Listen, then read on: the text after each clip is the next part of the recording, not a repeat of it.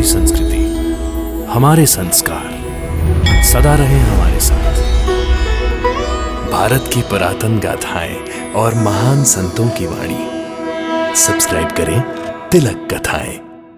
कई तरीके की एलईडी लाइट्स आपके घर और ऑफिस के लिए। GR LED lights, make India bright.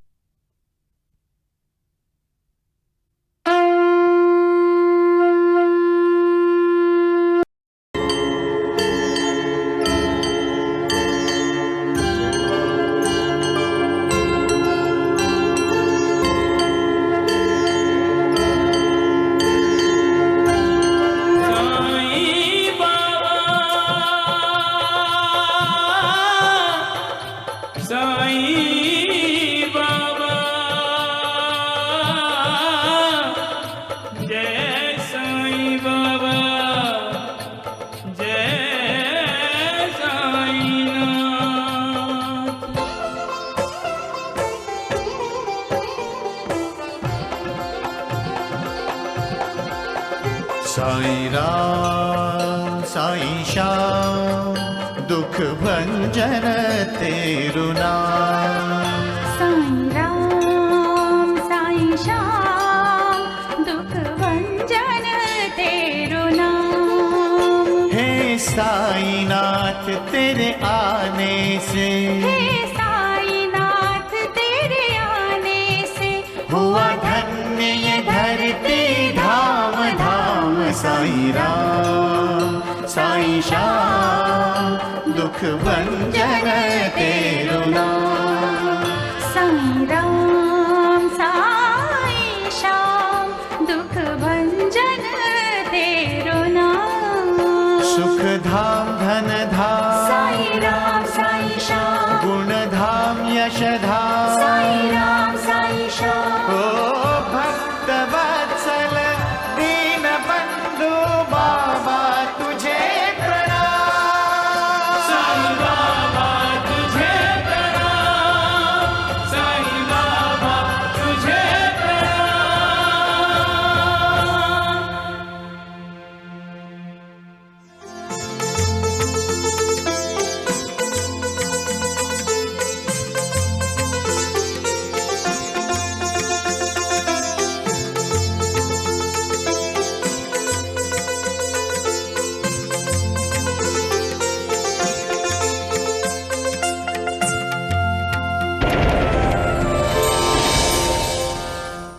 एक स्त्री हर अपमान सह सकती है, लेकिन अपने पति की दूसरी शादी वो कभी बर्दाश्त नहीं कर सकती। मुझे जाने दीजिए मुझे। मैं तुम्हें ले जाने आया हूँ। चलो घर चलो, मुझ पर विश्वास करो। मैं तुम्हारी कसम खाकर कहता हूँ, मैं कभी दूसरी शादी नहीं करूंगा।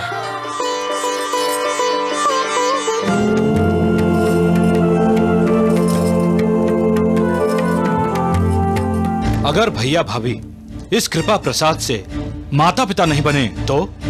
यदि इस प्रसाद से तुम्हारे भैया और भाभी माता पिता नहीं बने तो ये माधवराव देशपांडे, इस देवा का श्यामा, उसी पल से अपने 72 जन्मों का संबंध साईं बाबा से तोड़ लेगा। अच्छा सुन, ये ले। लेकिन ये नारियल आप मुझे क्यों दे रही हैं? तेरे घर के रास्ते में नदी आती है ना, इसे नदी में फेंक देना।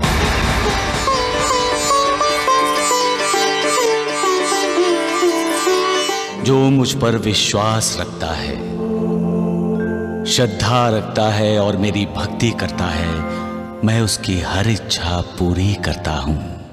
अब की बार जिस व्यक्ति को हमने साईं बाबा के विरोध के लिए चुना है और जिसे लेकर हम यहाँ से शिरडी जाएंगे, वो साईं बाबा का भक्त नहीं बनेगा। वो तो सारी दुनिया के सामने उस साईं बाबा का ढोंग, उसका पाखंड, उसका नाटक खोल के रख देगा। कौन है वो महात्मा है?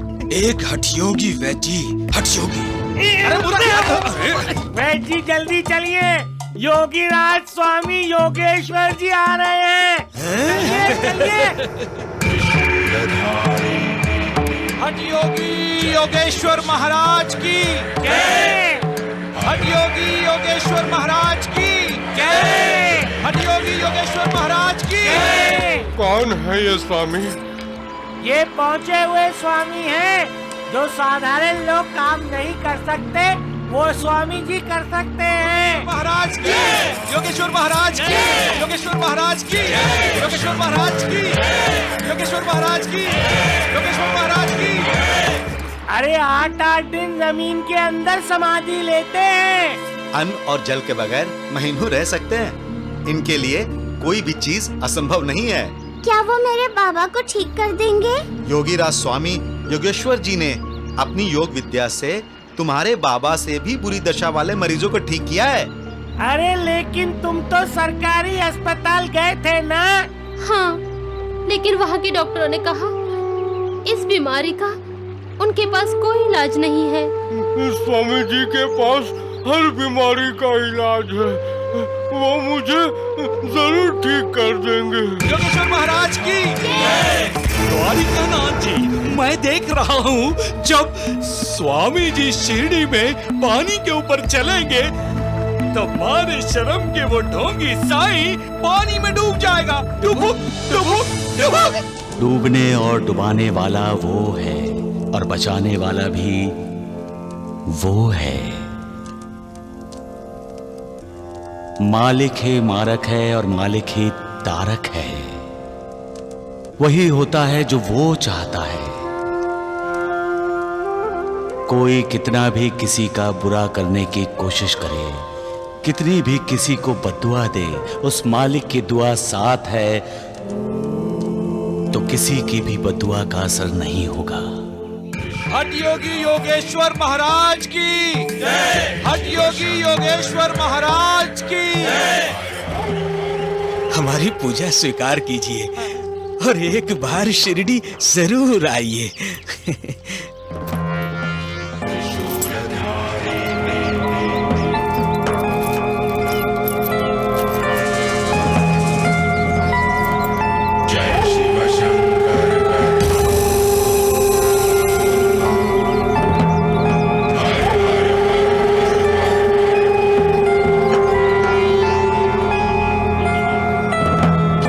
हमने दोनों स्वीकार किए, तुम्हारी पूजा भी और तुम्हारा निमंत्रण भी। हम शिरडी अवश्य आएंगे। स्वामी जी, वो ढोंगी साईं अपने आप को परमेश्वर कहलवाता है। पाखंडी होते हैं वो लोग जो स्वयं को परमेश्वर कहलवाते हैं। मैं उस साईं बाबा को उसकी सही जगह बताऊंगा। मैं उससे पूछूंगा कि उसके पास कौन सी सिद्धि है, क्या तपस्या की है उसने। मैं साबित कर दूंगा कि वो एक मामूली इंसान है, उसके पास कोई दिव्य शक्ति नहीं है। तुम लोग मेरा शिरडी आने तक इंतजार करो। हठ योगी योगेश्वर महाराज की। अरे हठ योगी योगेश्वर महाराज की। हठ योगी योगेश्वर महाराज की। हाँ ठीक है ठीक है। स्वामी जी, मेरे बाबा को ठीक कर दीजिए। महाराज, आपकी बड़ी कृपा होगी। हाँ ठीक है जाओ। स्वामी जी, मैं आपके पाँव पड़ती हूँ, मेरे बाबा को ठीक कर दीजिए। हठ योगी योगेश्वर महाराज की। हठ योगी योगेश्वर महाराज की। हट हट। हठ योगी योगेश्वर महाराज की। अरे अरे अरे, रो मत बेटी। अपने बाबा से कहना जहाँ जहाँ स्वामी जी ने कदम रखे हैं वहाँ वहाँ की धूल अपने शरीर पर लगा ले।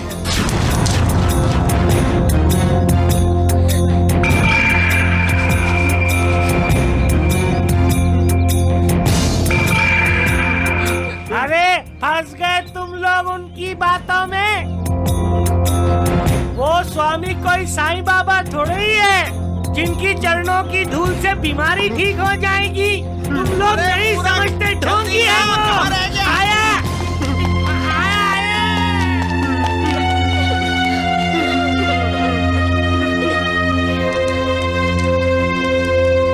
बाबा, किस बात पे क्रोधित हुए आप? जब इंसान इंसान का दुश्मन बन जाता है तो मुझे क्रोध आता है नानावली। अपने आप को विद्वान, ज्ञानी, योगियों के योगी कहलाने वाले जब किसी की भावनाओं के साथ, जज्बात के साथ खिलवाड़ करते हैं तो मुझे क्रोध आता है। अरे किसी का भला नहीं कर सकते, ना करो, बुरा तो मत करो। किसी को सम्मान नहीं दे सकते, ना दो, उसका अपमान तो ना करो। बुरा व्यवहार करके किसी की अवहेलना करने का आपको कोई अधिकार नहीं है। किसी के हाल पर हंसना, उसका मजाक उड़ाना क्या आपको शोभा देता है? अपने आप को योगी कहते हो और अपने मन पर अंकुश नहीं लगा सकते। कैसे योगी हो तुम? शांत हो जाइए साईनाथ, शांत हो जाइए। मैं जब दुखियों को, पीड़ितों को देखता हूं तब मेरा मन अशांत हो जाता है महालसापति, अशांत हो जाता है। तो फिर ऐसे ज्ञानियों को समझाइए जो दूसरों की भावनाओं के साथ खेलते हैं। वो ज्ञानी ही क्या श्यामा, जिन्हें समझाना पड़े। अरे दुख की बात यह है कि एक साधारण इंसान ऐसे ज्ञानियों को, ऐसे योगियों को अपना भगवान समझता है। महालसापति, क्या करूं मैं? दुखियों का सहारा बनो या ऐसे अहंकारी लोगों के अहंकार का विनाश करूं? यह सब देखकर वही सवाल मन में आता है महालसापति कि क्या इस शरीर की मर्यादा का पालन करते हुए मैं काम पूरा कर सकूंगा जो मालिक ने मुझे सौंपा है? सबका मालिक एक। अच्छा, घर छोड़कर जा रही थी? अरे कुछ दिन रुक जा, तुझे तो ये दुनिया छोड़कर जाना है। कान खोलकर सुन ले, आज के बाद अगर तूने घर छोड़ने के बारे में सोचा भी तो मैं तेरी टांगे तोड़ दूंगी। अब वो ऐसा कुछ नहीं करेगी माँ। क्यों? इसने तुझे विश्वास दिलाया है? नहीं, मैंने इसे विश्वास दिलाया है कि मैं दूसरी शादी नहीं करूंगा। क्या? हाँ माँ, तुम आशा मौसी को बोल दो कि वो लड़की वालों को संदेशा भेज दे, मैं दूसरी शादी नहीं करूंगा।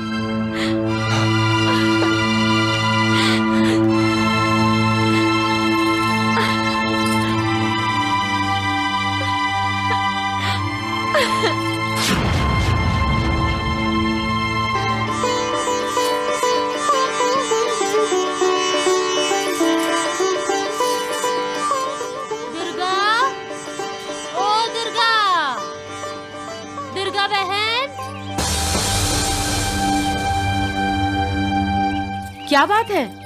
कुछ पता भी है? तुम्हारी पहली बहू मैना के माता पिता आ रहे हैं।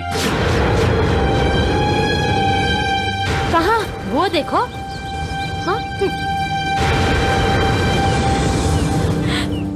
रुक जा बहू, कहाँ जा रही है तू? माँ जी, वो कुछ नहीं। मेरी आज्ञा के बगैर तुम एक कदम भी बाहर नहीं रखोगी, समझी? और तुम्हारे माँ बाप आ रहे हैं, ज्यादा चपड़ चपड़ मत करना वरना जुबान काट लूंगी तेरी। बृहस्पति जी के भविष्य के बारे में तेरे माँ बाप को बिल्कुल पता नहीं चलना चाहिए। बात समझ में आई? जी। तुझे यहाँ कोई तकलीफ नहीं है?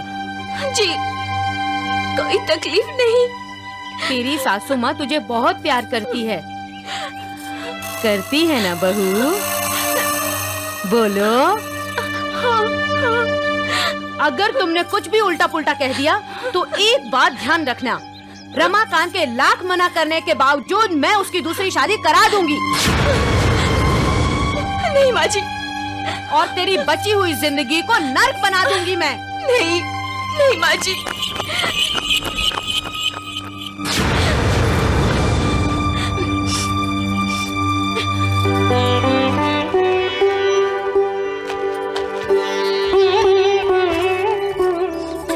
मेरी आज्ञा के बगैर तुम एक कदम भी बाहर नहीं रखोगी, समझी?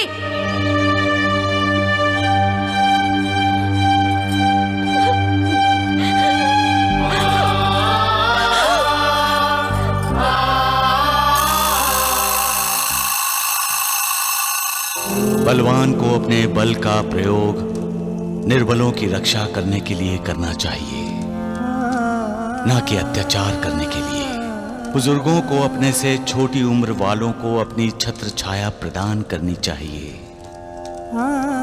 उनकी छत्र छाया छीननी नहीं चाहिए। मालिक चाहता है कि कोई किसी से नफरत न करे, कोई किसी का तिरस्कार न करे, सब एक दूसरे से प्रेम करें। जब हर तरफ प्रेम भावना दिखाई देती है तो इंसान को अद्भुत मना शांति का लाभ होता है, और ये मना शांति इंसान को संकेत करती है कि मालिक की दुआ उसके साथ है। सबका मालिक एक। अब तो आपको यकीन हो गया ना नाना साहब कि आपकी बेटी यहाँ बहुत खुश है। हाँ समधन जी, मन में बेचैनी सी थी, इसलिए हम मिलने चले आए। मेरी बहू बहुत अच्छी है, इसने मुझे कभी बेटी की कमी महसूस ही नहीं होने दी।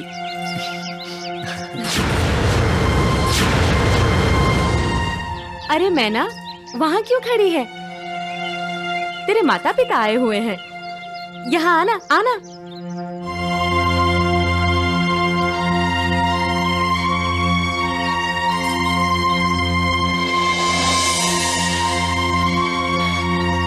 तुम कैसी हो बेटी?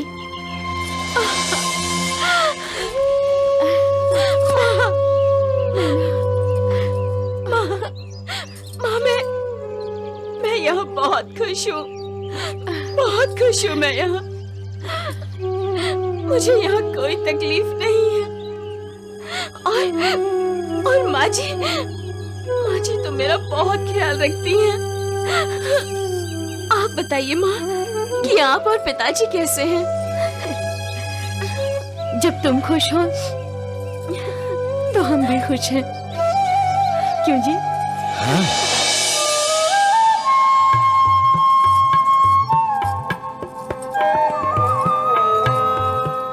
संकोच न करना नाना साहब, पेट भरकर खाना, ये भी आप ही का घर है। खाना बहुत स्वादिष्ट बना है समधन जी। अरे दुर्गा,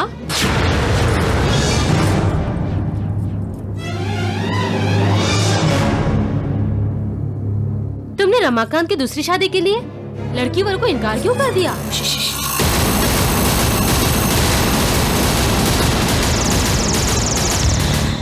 अरे लेकिन तुमने तो।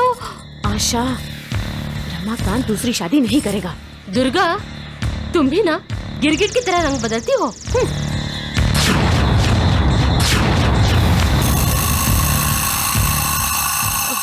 समधन जी, ये मैं क्या सुन रहा हूँ?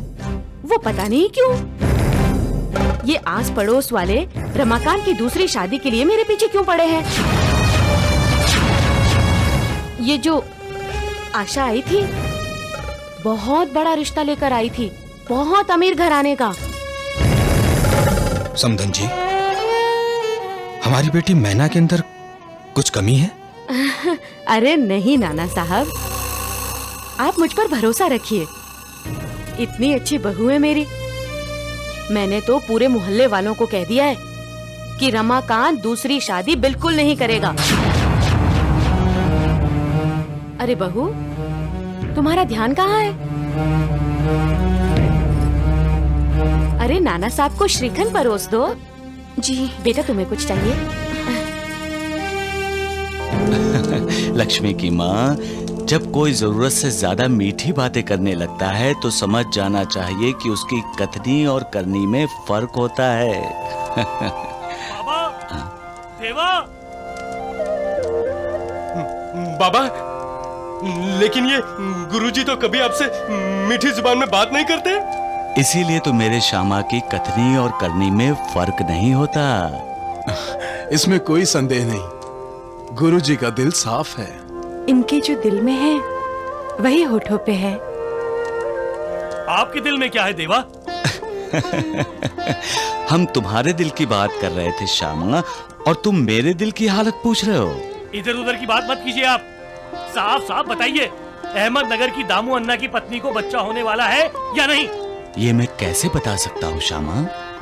आप सब कुछ बता सकते हैं, लेकिन बताना नहीं चाहते। अरे महालसापति, जरा इन्हें समझाओ। मुझे समझाने की जरूरत नहीं है देवा, मैं सब जानता हूँ। आप जानबूझकर अनजान बन रहे हैं। उस दिन नानावली ने दामू अन्ना के बारे में बात छेड़ी थी, हाँ? लेकिन आपने कुछ नहीं बताया।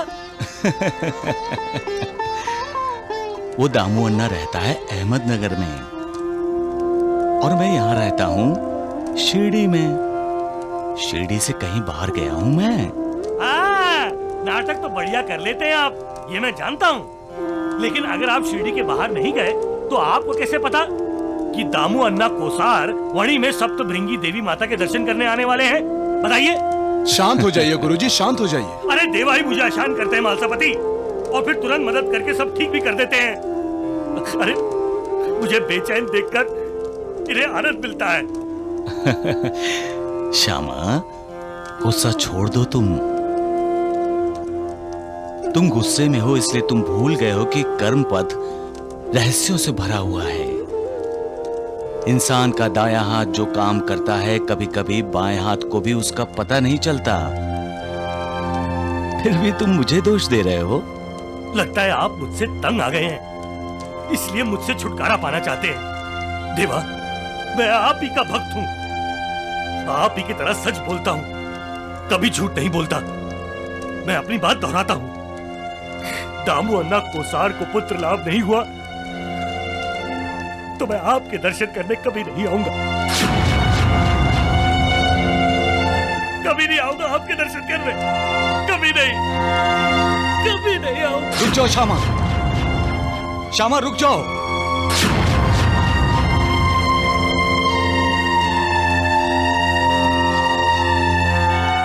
महालसापति, मैं कुछ भी नहीं करता, फिर भी लोग अपने कर्मों के लिए मुझे दोषी ठहराते हैं। हर किसी को अपने कर्मों का फल भुगतना पड़ता है। सबका मालिक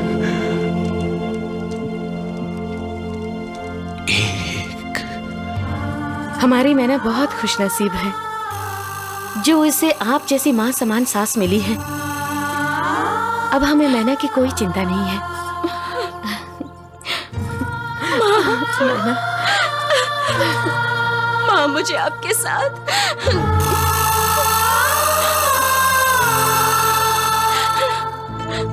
नाना साहब जल्दी कीजिए, आजकल अंधेरा जल्दी हो जाता है।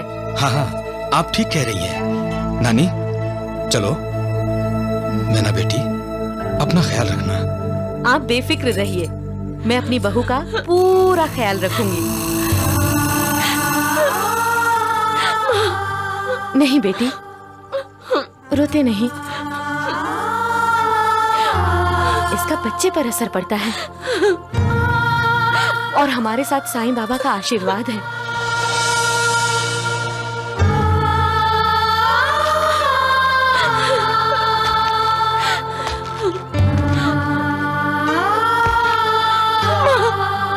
पिताजी, मुझे यहाँ से ले चलिए, ले चलिए।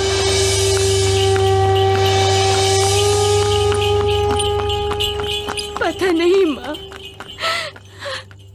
अब आपसे कभी मुलाकात होगी या नहीं। बंद करो ये रोना धोना। ऐसे रो रही है जैसे इसके माँ बाप मर गए हो। माँ जी, ऊंची आवाज में बात मत करना वरना तेरा गला घोट दूंगी मैं। माँ बाप से मेरी बुराई करना चाह रही थी, हैं?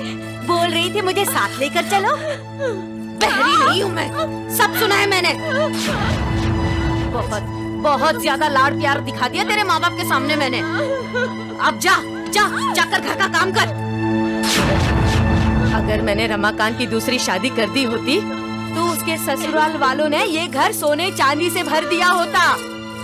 पर मेरी किस्मत ऐसी कहाँ, मेरे नसीब में तो तू मनहूस है ना। कंगाल माँ बाप की कंगाल बेटी। आँख फाड़ के मत देख, मुझे जल्दी से मेरा पोता दे दे और अपनी सांसें भगवान को दे दे।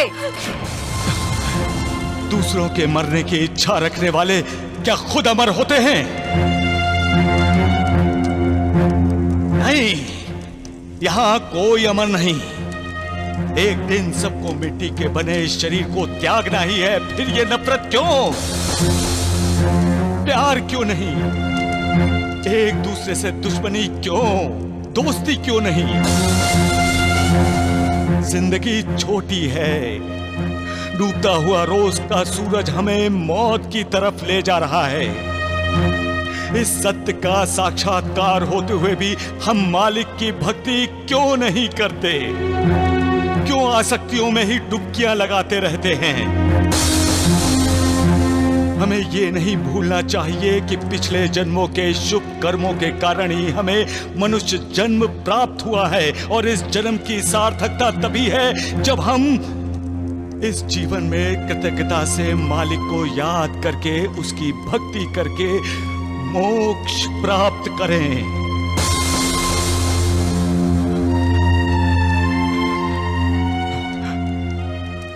नफरत हमें मालिक से दूर ले जाती है और प्यार मालिक के करीब ले जाता है। ये बात कब समझेगा महालसापति? कब समझेगा इंसान?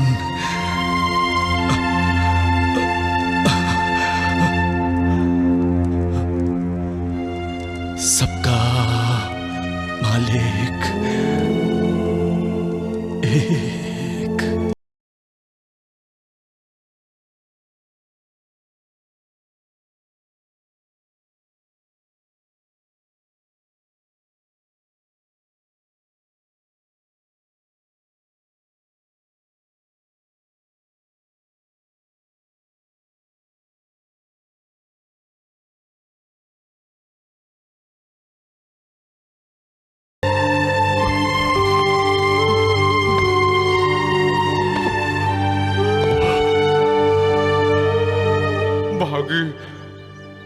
मुझे माफ कर देना।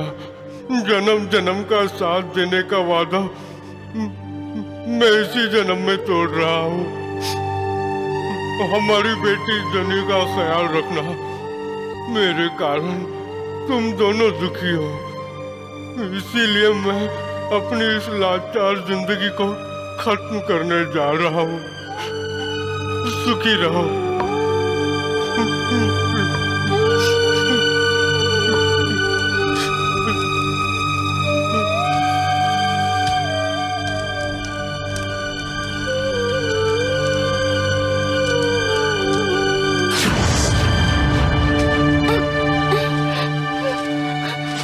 डर ही गए थे।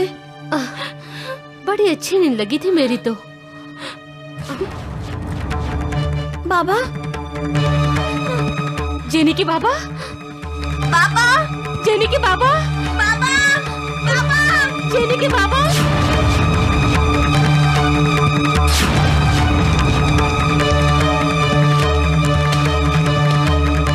जिम्मेदारियों से डरकर भाग रहे हो दादोबा?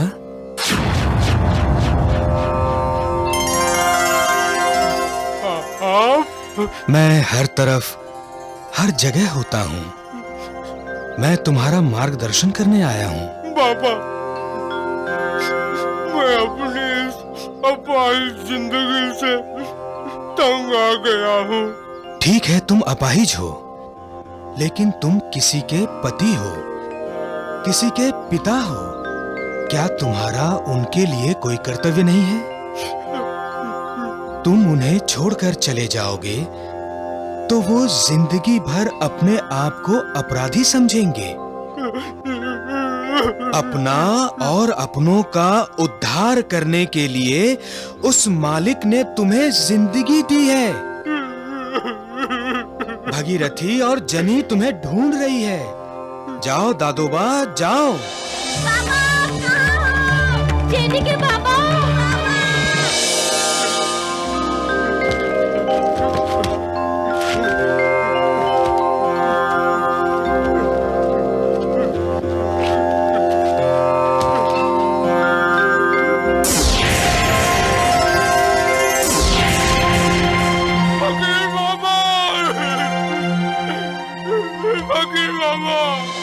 जेडी के बाबा, तुम कहाँ हो?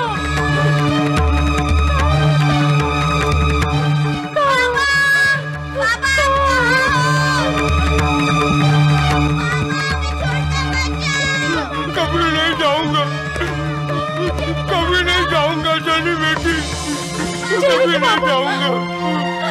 जेडी के बाबा, कहाँ गए थे तुम? कहाँ गए थे? साईं राम साईं श्याम, दुख भंजन तेरो नाम। सुख धाम धन धाम साईं राम साईं श्याम, गुण धाम यश धाम साईं राम साईं श्याम। ओ भक्त वत्सल दीन बंधु बाबा तुझे प्रणाम। साईं बाबा तुझे प्रणाम, साईं बाबा तुझे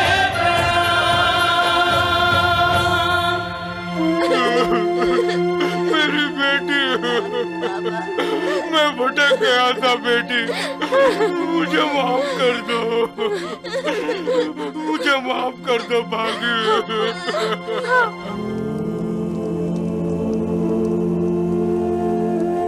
साईनाथ, आपकी आंखों में आंसू?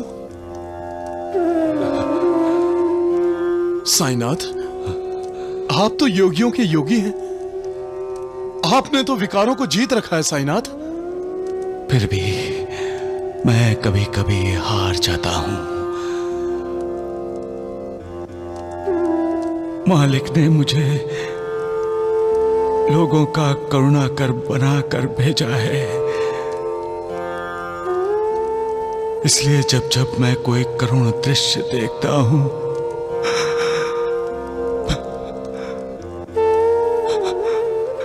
पिघल जाता हूं।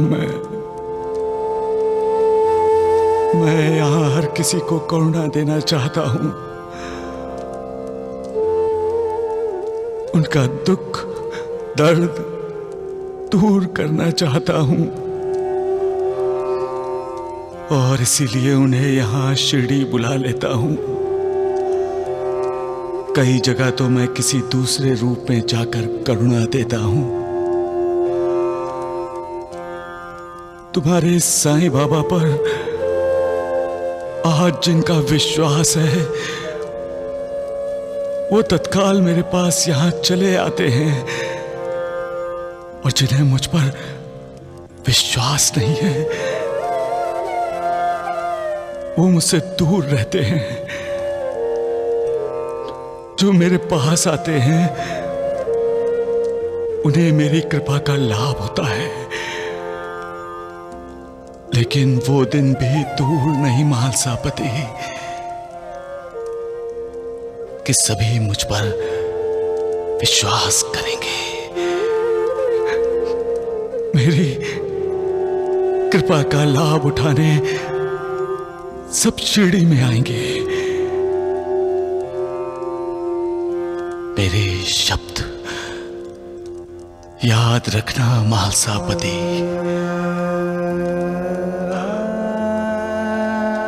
मेरे इस शरीर को त्यागने के बाद शिरडी में लोगों का तांता लगा रहेगा। लोग मेरी समाधि के दर्शन करने और अपने दुख दर्द से छुटकारा पाने आते रहेंगे। इतनी भीड़ होगी कि लगेगा लोगों का समुंदर शिरडी में प्रकट हुआ है। आज भी मैं किसी को निराश नहीं कर रहा हूं। मेरे जाने के बाद भी मेरी समाधि किसी को निराश नहीं करेगी। हर पीड़ित पर, हर दुखियारे पर मेरी समाधि कृपा करेगी, उनके दुख दर्द का इलाज करेगी।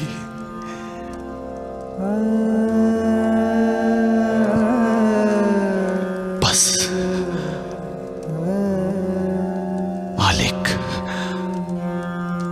मालिक से यही प्रार्थना है कि वो मुझे इतनी शक्ति दे कि मैं हर किसी की पीड़ा दूर कर सकूं।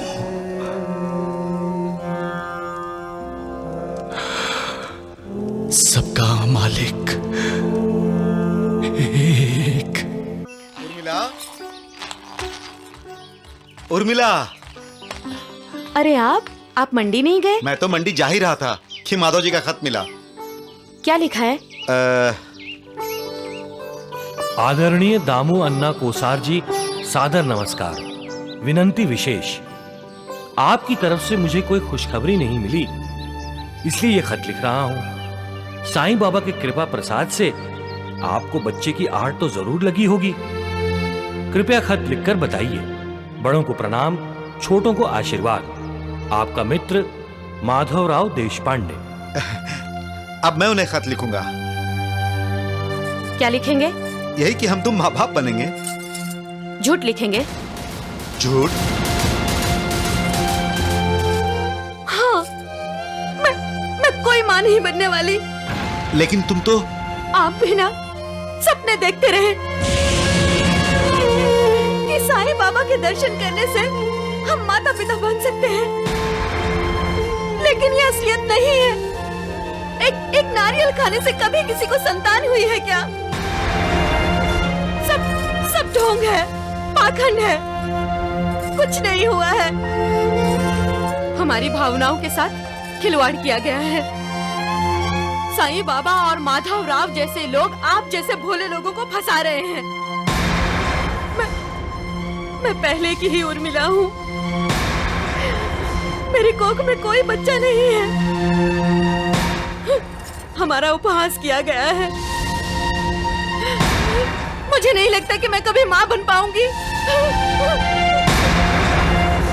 माधवराव और साईं बाबा, तुम दोनों ने मिलकर हमें धोखा दिया है। हमारी भावनाओं के साथ खेला है तुमने। आपने हमारे जख्मों पर नमक छिड़का है, हमारा उपहास उड़ाया है आपने। साईं बाबा ढोंगी है, पाखंडी है। मेरी पत्नी उर्मिला मां नहीं बनने वाली। हम जैसे बिना संतान वाले लोगों को नारियल देकर उन्हें और दुखी मत कीजिए। बस आपसे मुझे अब कोई संबंध नहीं रखना है। आप मुझसे संपर्क करने की कोशिश भी ना करें। आपके बहकावे में आया दुर्भाग्यशाली दामू अन्ना।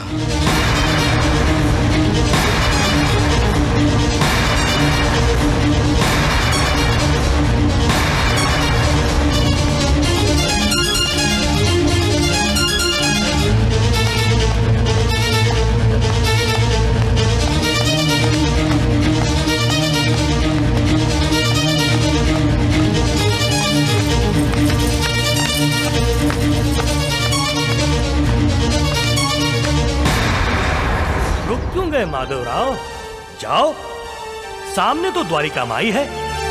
जाओ, जाकर अपने साईं बाबा के दर्शन कर लो। दामू अन्ना कोसार और उसकी पत्नी को जब संतान नहीं हुई तो क्या हुआ? जाकर मिलो तो साईं बाबा को। तुमने साईं बाबा के दर्शन ना करने की कसम खाई थी तो क्या हुआ? साईं बाबा ने तुम्हारी विनती को कोई महत्व नहीं दिया तो क्या हुआ? तुम तो साईं बाबा से 72 जन्मों का संबंध तोड़ना चाहते थे, लेकिन नहीं तोड़ा तो क्या होगा है? जाओ जाओ माधवराव, साईं बाबा के श्यामा, जाओ साईं बाबा के दर्शन कर लो। ये खत दिखाकर जवाब मांगने के बहाने ही उनके दर्शन कर लो। अरे गुरुजी, आप यहाँ क्यों खड़े हैं? द्वारिका माई चलिए, साईं बाबा की आरती का वक्त हो गया है। चलिए ना, चलिए।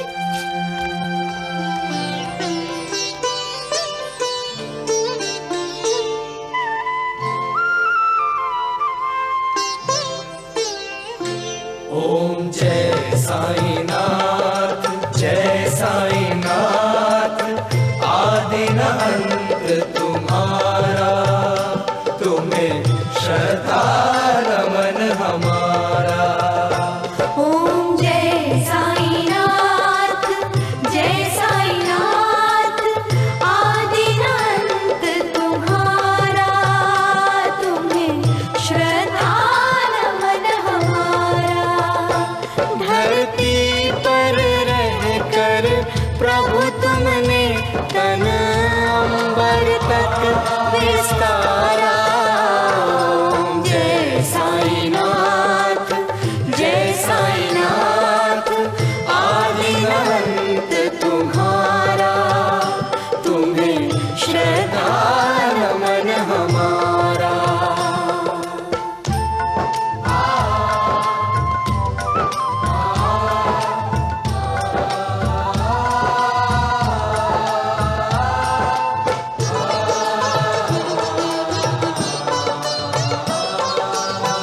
मेरु समान बृहद वक्षस्थल और भुजदंड दिशाएं। उन्नत भाल विशाल सुलोचन, पद वैकुंठ लजाए। उन्नत भाल विशाल सुलोचन, पद वैकुंठ लजाए। प्रभु तुम हो जहाँ रहता है वहाँ उजियारा है उजियारा। ओम जय साईनाथ, जय साईनाथ। आदि अनंत तुम्हारा, तुम्हें श्रद्धा नमन हमारा।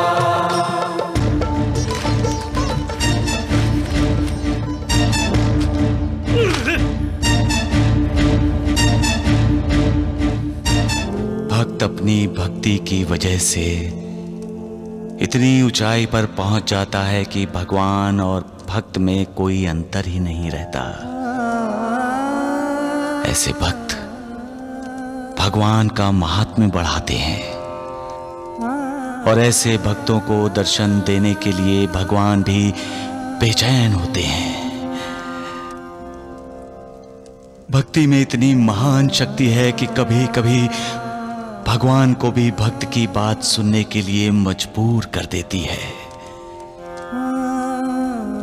भक्त जब रूठ जाता है तो भगवान उसे मनाते हैं और जब वो जिद करता है तब भगवान उसकी जिद भी पूरी करते हैं। लेकिन भक्त और भगवान में विश्वास का जो रिश्ता है, जब उसे ठेस पहुंचती है तब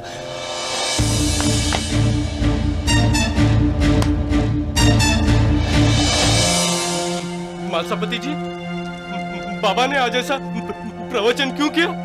साईं बाबा आज मायूस लग रहे हैं। मालसापति जी, गुरुजी आज दिखाई नहीं दे रहे। वो आए तो थे, मैंने उन्हें द्वारिका माई के बाहर खड़े हुए देखा है। फिर वो गए कहाँ? आरती में भी नहीं आए। श्यामा अब नहीं आएगा महालसापति। क्यों नहीं आएगा वो साईनाथ? बहुत जिद्दी है वो। देवा, मैं आप ही का भक्त हूं, आप ही की तरह सच बोलता हूं, कभी झूठ नहीं बोलता। मैं अपनी बात दोहराता हूं। दामू अन्ना कोसार को पुत्र लाभ नहीं हुआ तो मैं आपके दर्शन करने कभी नहीं आऊंगा, कभी नहीं आऊंगा आपके दर्शन करने, कभी नहीं, कभी नहीं।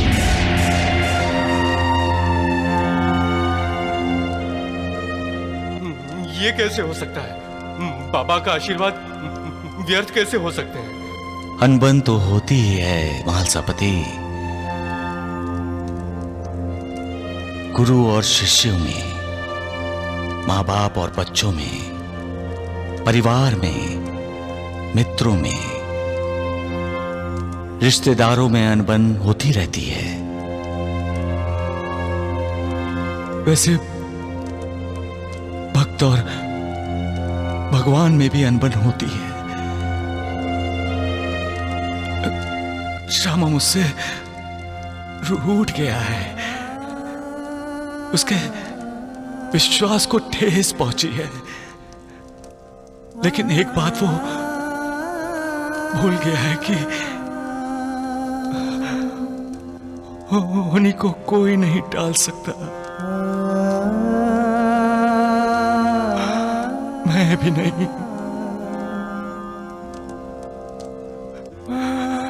सबका मालिक एक